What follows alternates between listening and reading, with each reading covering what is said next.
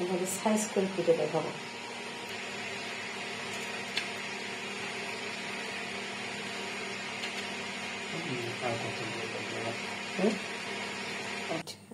Soft কিন্তু tight, কি সুন্দর হয়েছে তাই দেখেন। মাত্র 3.5 কেজি দুধে কতটা পনির হয়েছে। একদম পনির রান্না করার জন্য এখানে নিয়েছি ধনে জিরে বাটা, কাঁচামরিচ বাটা, এটা হচ্ছে আদা বাটা, গরম মশলা বাটা, নিয়েছি 2-3টে তেজপাতা, শুকনো মরিচ আর গোটা কয়েক জিরে। দেখবেন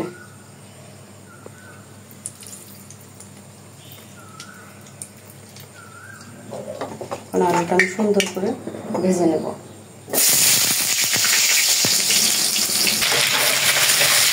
আলুটা সুন্দর করে ভেজে নিয়েছি, আলুটা তুলে নেব।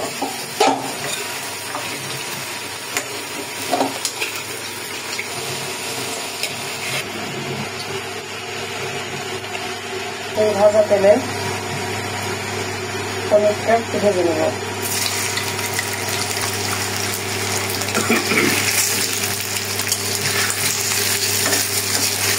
অল্প আছে ভেজে নেব।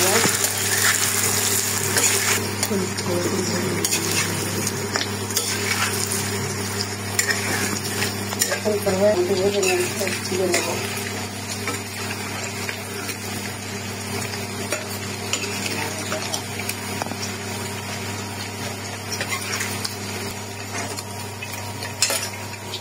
তেলে আপনাকে দিয়ে দেবো শুকনো ঝাল,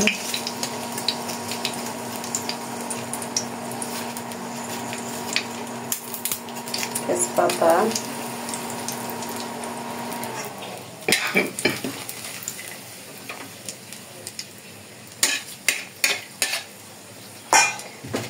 দিচ্ছি জিরা, দিয়ে এর ভিতরে একে একে এই মশলাগুলো দিব।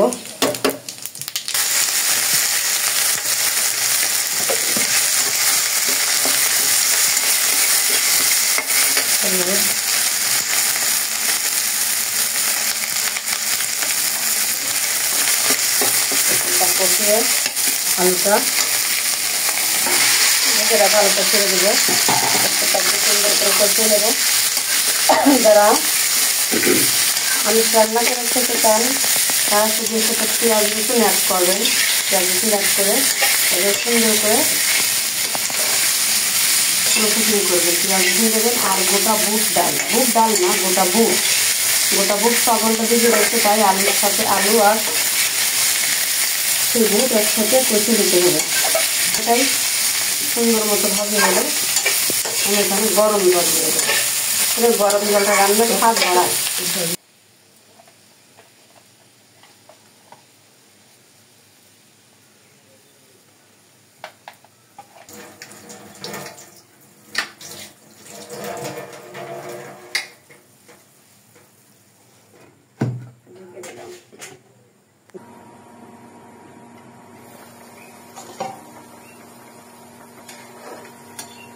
আলুটা সুন্দর মতো গলে এসছে,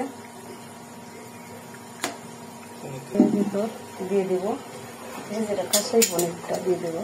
এখন দিয়ে দেবো, দিয়ে দিলাম।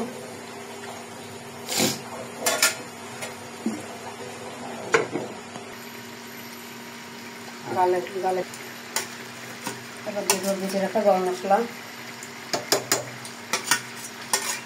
ভিতরে চিনিও দেওয়া যায়, ডায়াবেটিস চিনি আজকে চিনি দিলাম না, চিনি দিলেও খাবারের স্বাদটা বাড়ে।